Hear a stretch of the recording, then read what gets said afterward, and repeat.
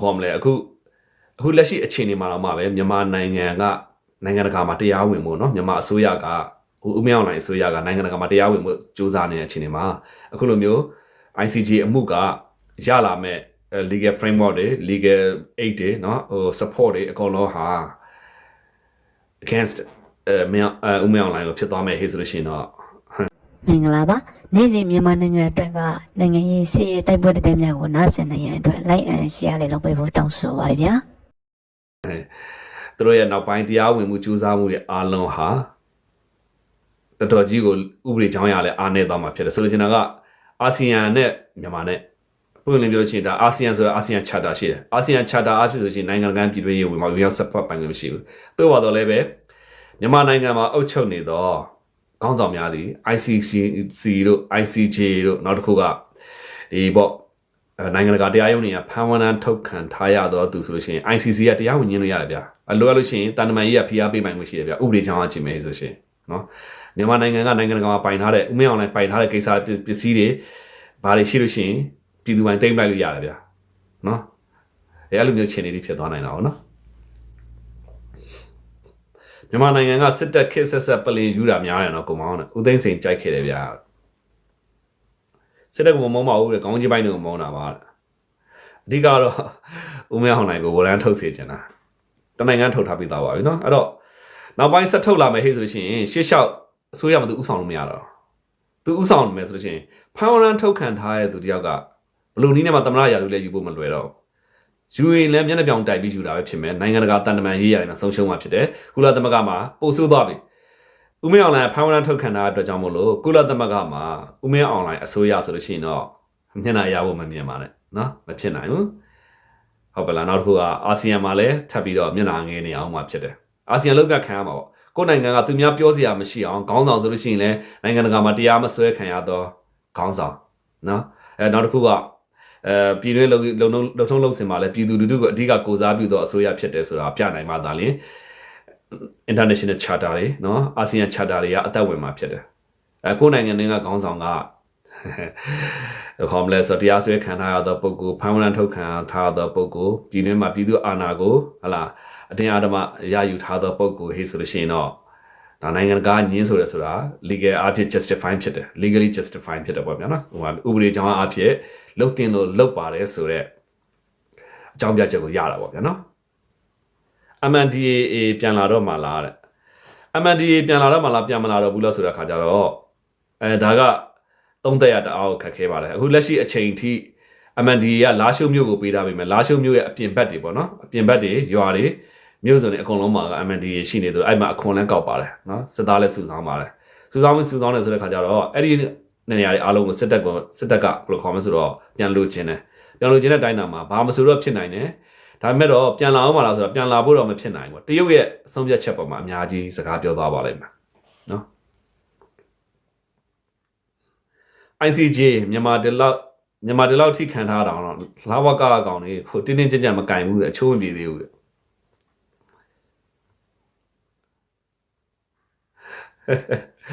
ကိုမောင်ကိုတဲ့ဇော်ဘုံဟင်းထောင်73နှစ်ကြာသွားတော့ဆိုကိုမောင်ပို့ဆိုးမယ်အေးဟုတ်ပါကိုမောင်ဆိုလို့ရှိရင်လွယ်ပါမဟုတ်နော်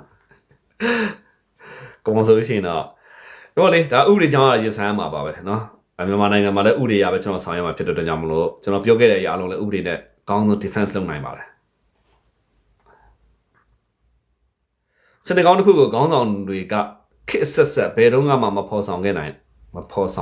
်တာဟာလက်တွေ့ပဲစနေကောင်းတစ်ခုကိုဥနေဝင်းဖော်ဆောင်မှုကြိုးစားခဲ့တယ်မအောင်မြင်ခဲ့ဘူးဥနေဝင်းဖော်ဆောင်ခဲ့တဲ့ socialist လမ်းစဉ်ဆိုတာလေတနည်းအားဖြင့်ပြောမှဆိုလို့ရှိရင်တော့ဥရောပနိုင်ငံတွေ socialist နိုင်ငံတွေပါပဲဒါပေမဲ့ဥရောပနိုင်ငံတွေကအောင်မြင်သွားပြီးတော့ဥနေဝင်းဥဆောင်တော့ socialist ကကြာရှုံးသွားတယ်နောက်ဆုံးပိတ်တော့ပြည်သူတွေရဲ့ဒဏ်ခတ်မှုကိုခံလိုက်ရပြီးတော့ဆိုရပါပြုတ်ထွက်သွားတယ်ပေါ့နော်အဲ့တော့ဒါ socialist စနစ်ပေါ့ဖော်ဆောင်ဖို့ကြိုးစားတယ်မအောင်မြင်ခဲ့ဘူးနောက်ထပ်အခု democracy စနစ်ပါတီစုံစနစ်ကိုဖော်ဆောင်ဖို့ကြိုးစားတယ်ဒါပေမဲ့တော့စကူးမကူးမှာပဲဦးမင်းအောင်လှိုင်ရဲ့အာဏာအတင်းကျပ်ရယူလို့မှုကြောင့်ကျွန်တော်စနစ်တစ်ခုကြာချုံသွားပြန်ပြီအဲ့တော့ရှေ့လျှောက်လဲဘယ်လိုလာမလဲကြည့်ရမှာပေါ့ဗျာနော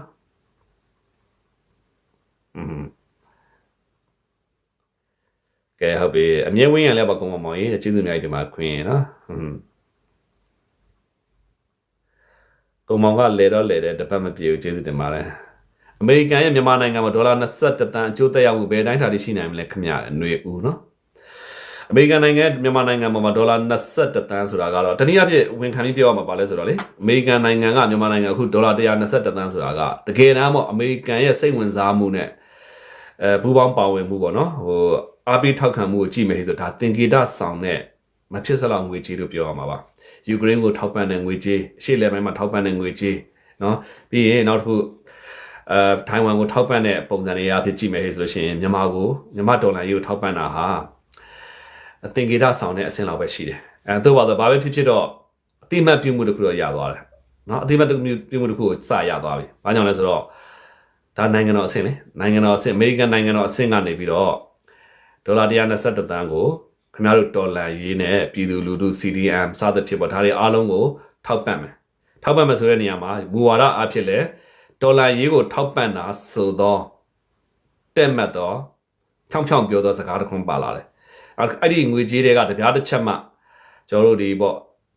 ့ဥမဲအွန်လိုင်းဆိုရအနေနဲ့ထိဝင်မရှိရဆိုတဲ့ပုံစံမျိုးထိဒီပေါ့နော်ဟိုမူဝါဒတွေစီကံထိန်းသိမ်းမှုတွေပါလာတဲ့အတွက်ကြောင့်မို့လို့တနည်းအားဖြင့်ပြောရမယ်ဆိုရင်နိုင်ငံတကာမှာထောက်ပံ့မှုနဲ့ရှင်မယ်ဆိုတာသင်္ကေတဆောင်တဲ့အဆင့်ပဲရှိပါတယ်ဒါပေမဲ့မြန်မာဒိုက်တာအနေနဲ့ဘယ်ခေါ်မလဲဆိုတော့အမေရိကန်အစိုးရတရက်အနေနဲ့နော်လွှတ်တော်တရက်အနေနဲ့နိုင်ငံတရက်အနေနဲ့ခင်ဗျားတို့ရဲ့ဒေါ်လာရေးကိုတော့အတိအမှတ်ပြုလိုက်ပြီဒါကတော့ညင်းလို့မရတဲ့အချက်ဖြစ်တယ်ဒါတွေအားလုံးနောက်ထပ်ပေါ့ဒီအားအစားလုံးရေးစပေါ့ဒီထက်ပိုပြီးတော့ခင်ဗျားတို့အားပေးမှုရှိလာနိုင်မလားမရှိမလာနိုင်ဘူးလားဆိုတာကတော့အမေရိကန်အချိုးစီးပွားနော်နောက်တစ်ခုကဒီခေါ် regional dynamic တွေစသဖြင့်ပေါ့ဒီပေါ်မှာအခြေခံပြီးတော့ခင်ဗျားတို့ဒေါ်လာရေးပေါ်မှာဆက်လက်ပြီးတော့အားပေးမှုတွေရှိလာနိုင်တယ်နောက်တစ်ခုအမေရိကန်ကဒါမျိုးပေါ့ဒေါ်လာရေးကိုထောက်ပံ့လိုက်တဲ့အတွက်ကြောင့်မို့လို့ခင်ဗျားတို့ဒေါ်လာရေးပေါ်မှာနောက်ထပ်ပေါ့အမေရိကန်ဓနသဟာနိုင်ငံတွေအနေနဲ့ကောင်းမြင်မှုတွေပေါ်လာမယ်ကောင်းမြင်မှုတွေပေါ်လာပြီးတော့ခင်ဗျားတို့ရဲ့ဒီတန်တမန်ရေးပေါ့ခင်ဗျားတို့အစိုးရဆိုတာလဲဒီ NUG ဆိုတာရှိသေးတာပေါ့နော်အဲ့တော့သူတို့ရဲ့တန်တမန်ဆက်ဆံရေးတွေကအစနည်းနည်းလေးပို့ပြီးတော့မျက်နှာပွင့်လာမယ်အရင်ထက်ပို့ပြီးတော့နည်းနည်းအားပို့ရှိလာမယ်လို့ပြောလို့ရတယ်နော်အဲ့တော့121တန်ကထူထူပြောစရာတော့မရှိပင်မဲ့တော့ဒေါ်လာရေးကိုတနည်းအားဖြင့်အားကောင်းသွားအောင်နော်ဟိုအားစီခွတ်တိုက်လိုက်တာပါပဲเนาะအဲ့တော့ခင်ဗျားတို့ဆက်ကြိုးစားမယ်ဆိုလို့ရှိရင်တော့အမေရိကန်ဒေါ်လာနိုင်ငံတွေမှာပို့ပြီးတော့ခင်ဗျားတို့ဒေါ်လာရေးပေါ်မှာအာယုံစူးစိုက်မှုတွေပေါ့နော်ဟိုနိုင်ငံတွေကအာယုံစူးစိုက်မှုရှိတာဘာကြောင့်အမေရိကန်နိုင်ငံမျိုးကအာယုံစိုက်ပြီးအကူအညီလိုက်တဲ့နံပါတ်1ချက်နံပါတ်2ချက်နေသူရဲ့ဒေါ်လာနိုင်ငံတွေကအမေရိကန်ကူညီပြီးဆိုလို့ရှိရင်သူဒေါ်လာနိုင်ငံတွေကလည်းလူမှုရေးတော်၎င်းတန်တမန်ရေးတော်၎င်းအတိုင်းအတာတစ်ခုထိဆက်သွယ်မှုတွေဆက်ဆံမှုတွေရှိလာနိုင်တယ်เนาะရှိလာနိုင်ပြီးတော့ဆက်လက်ပြီးတော့ဟိုတိုးတက်မှုတစ်ခုလို့ပြောရမှာပေါ့နော်ဘယ်ထိတိုးတက်သွားမလဲဆိုတာတော့ကျွန်တော်မပြောချင်သေးဘူးပေါ့ဖြစ်လာနိုင်တိုင်းတာတွေကျွန်တော်ဆက်လေ့လာပါမယ်နော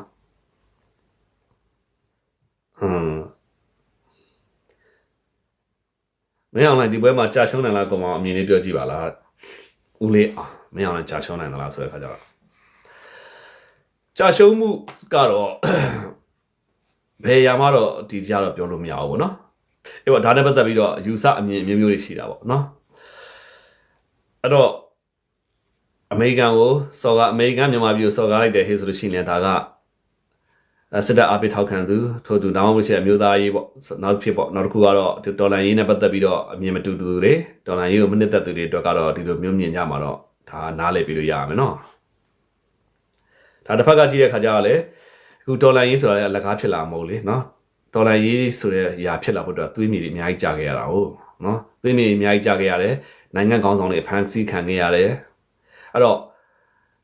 ဒီဘက်ကလည်းပြန်ပြီးတော့စာနာပြီးဖို့လိုပါတယ်အဲ့တော့အမေရိကန်တွေရဲ့အဓိကပေါ့နော် philosophy ကဘာလဲဆိုရှင်စနကျွန်တော်တို့ philosophy မျိုးတွေပါပဲဖိနှိပ်ခံနေရအားနေတဲ့ဘက်ကနေပြီးတော့တတ်နိုင်ဆုံးသူတို့ရက်တည်ပေးပါတယ်အဲ့တော့ခုဒေါ်လာရေးကအင်အားကြီးမားသောကမ္ဘာအဆင့်35စစ်တပ်ကြီးရဲ့ခေါင်းဆောင်ကိုရင်ဆိုင်ရတဲ့အတွက်ကြောင့်မို့လို့အမေရိကန်ကတလောက်တော့ကူညီလာတဲ့အခါမှာတော့စန justify ဖြစ်တယ်လို့ပြောလို့ရတာပေါ့နော်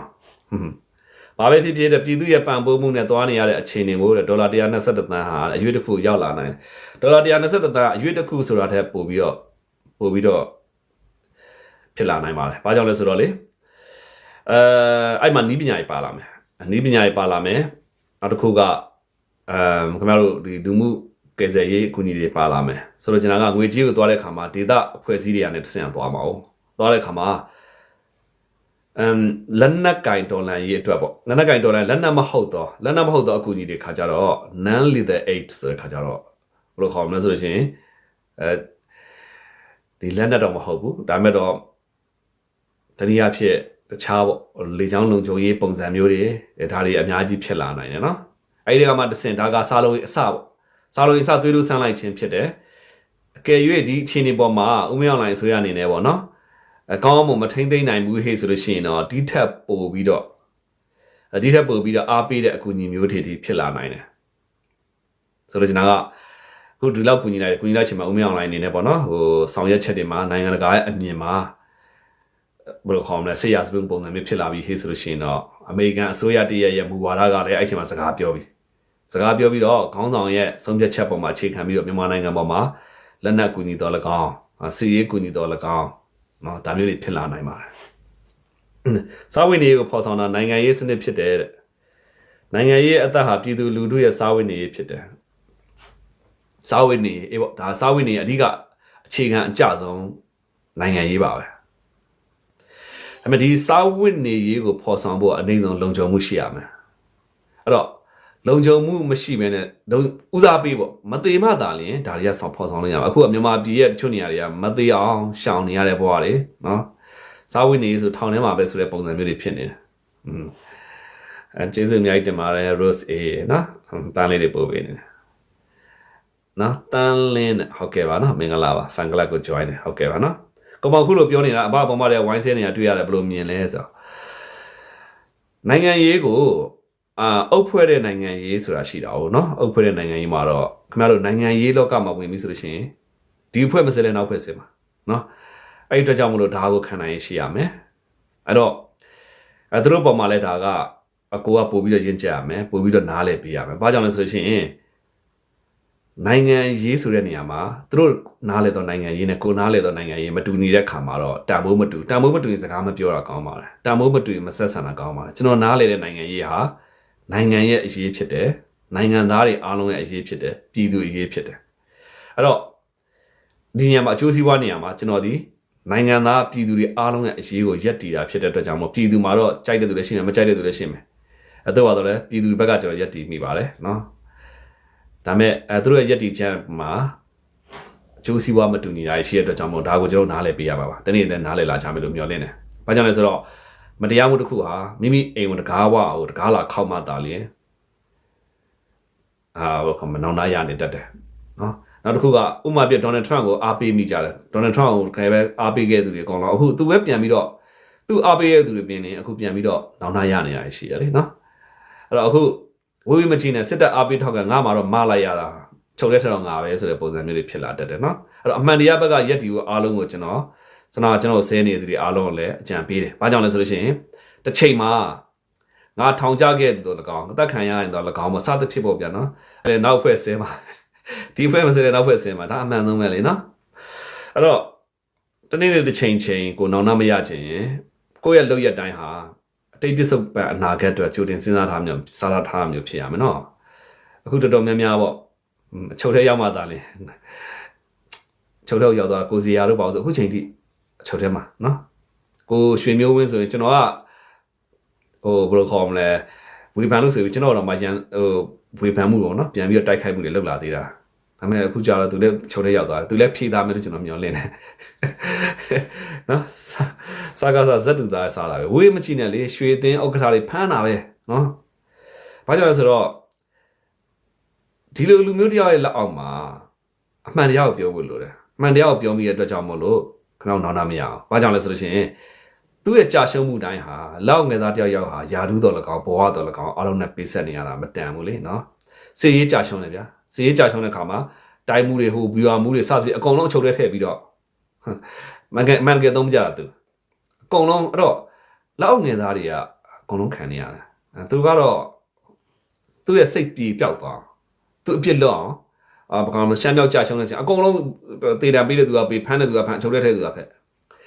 ်နောက်ပိုင်းတိုင်းနဘခကြတယ်နဘခကြကဟိုလူတွေဖမ်းဒီလူတွေဖမ်းအကုန်လုံးချုပ်ထဲထည့်လို့တဲ့ အဲ့တော့သူ့အပြစ်တွေအားလုံးကိုလောက်ငယ်သားတွေကိုပုံချနေတယ်အဲ့တော့လောက်ငယ်သားတွေအားလုံးဟာလည်းငါတို့မှားခဲ့တဲ့ဘောနော် sorry ပါငါတို့အားပေးခဲ့တာဟာလားငါမှတော့မှားလိုက်ရတာဆိုတဲ့ပုံစံမျိုးပေါ့နောက်ဆုံးပိတ်တော့လေငါပဲတေးတန်းထိရတယ်ငါပဲအချုပ်တဲ့ထည့်ရအဲ့တော့အမှန်တရားအထက်မှာဘယ်သူမှမရှိစေနဲ့ဘာပဲလုပ်လို့နော်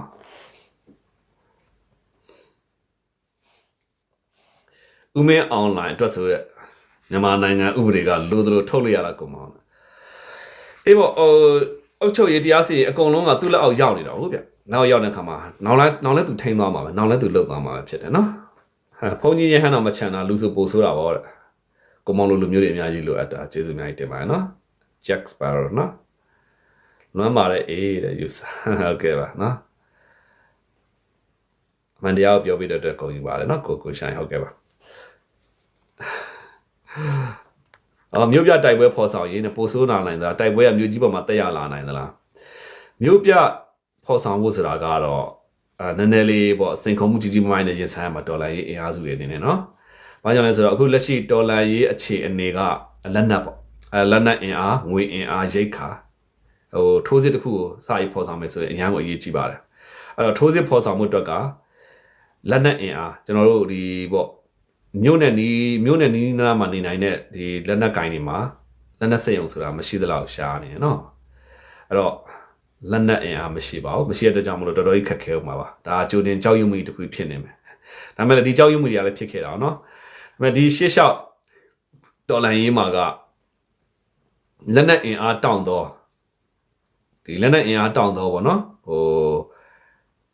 ဒီ ERO တွေလက်နက်ကင်တွေတိုင်းသားလက်နက်ကင်တွေရဲ့ပါဝင်အားပေးမှုမရှိသေးတဲ့ကာလပတ်လောက်အခုလက်ရှိနောက်ပိုင်းတက်လာတဲ့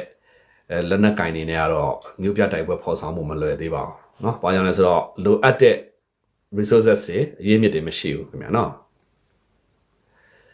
အမေရိကန်ကူညီတော်လှန်ရေးအောင်ပြီ။အမေရိကန်မကူညီမှုကူညီပါတယ်။ဒါပေမဲ့လည်းအမေရိကန်ကူညီမှုဟာသင်္ကေတဆောင်တဲ့အဆင့်မှာပဲရှိနေသေးတယ်เนาะ။ညက်တူတယ်နော်နောက်မှတော့မလိုက်ကပ္ပစ16ချင်းနေကျွန်တော်စစ်ရေးတွေမပြောပါဘူးနော်ဘာကြောင့်လဲဆိုတော့ကျွန်တော်စစ်ရေးကိုဘာကြောင့်မပြောလဲဆိုရှင်စစ်တပ်ကလည်းကျွန်တော်မြန်မာပြည်သားပဲเนาะကျွန်တော်တို့ဒီတော်လှန်ရေးတွေကလည်းမြန်မာပြည်သားပဲအဲ့တော့အချင်းချင်းတပ်ဖြတ်နေရတဲ့အခြေအနေမှာကျွန်တော်ဒီအခြေအနေတွေကိုပြောင်းလဲအောင်လုပ်နိုင်မဲ့နိုင်ငံရေးအင်အားစုတွေဖြစ်တဲ့အဘတို့တွေဘယ်နဲ့ပါဝေဖန်မှုတွေကြမ်းပါလိမ့်မယ်စစ်ရေးတွေကျွန်တော်မပြောချင်ဘူးเนาะဘုသူတက်မှလည်းမပြောရှင်းခြင်းဘူးဘုသူတက်မှလည်းဝမ်းမနေခြင်းတော့ဘူးဗျာနော်စစ်သားတွေလေးစားခြင်းတို့ခင်ဗျားတို့မတရားခံခဲ့ရတဲ့ခင်ဗျားတို့တော်လန်ရေးဆိုတာလည်းအကျိုးကြောင့်စီလျော်ပါတယ်နော်ကိုဝေါ်ကြီးကျွန်တော်အမေနဲ့အမ3ယောက်စုံလာတယ်ရွာမပြန်ရဲတဲ့ကျွန်တော်ဘဝပါတဲ့ဩနော်ရွာတော်ပြန်ရဲတဲ့ကျွန်တော်ဘဝဖြစ်နေတယ်ဟုတ်ကဲ့ပါEROအဖွဲ့တွေမှာဘယ် EROအဖွဲ့တွေကနိုင်ငံကိုပိုပြီးကင်တွယ်နိုင်မယ်ထင်တယ်လဲကုန်ပါအောင်တရားဥပဒေစိုးမိုးမှုကိုအခြေခံတဲ့ဒီပေါ့ ERO တွေတော့ရှိပါတယ်เนาะဒါပေမဲ့အဲ့ဒီ ERO တွေပြင်ရင်လူမျိုးရေးအခြေခံမှုကအရန်ကိုကြီးတယ်ဥပမာပြ KNU ဟာလူမျိုးရေးအခြေခံမှုကြီးနေတာတခုပဲသူ့ရဲ့လုံထုံးလုံနည်းတွေဆောင်ရွက်ပုံတွေဟာတနည်းအားဖြင့်ဒေါ်လာရေးနိုင်ငံရေးဘယ်လိုခေါ်မလဲဆိုရင်အတွေ့အကြုံကြီးပါတယ်သူကခေတ်ဆက်နိုင်ငံရေးသမားတွေနဲ့ KNU ဟာအလုပ်ပူးတွဲလုပ်ဆောင်ခဲ့တဲ့အတွက်ကြောင့်မို့ KNU ကနိုင်ငံရေးအဖြစ်ဩဇာလည်းကြီးသလိုရည်သွေးလည်းရှိပါတယ်နော်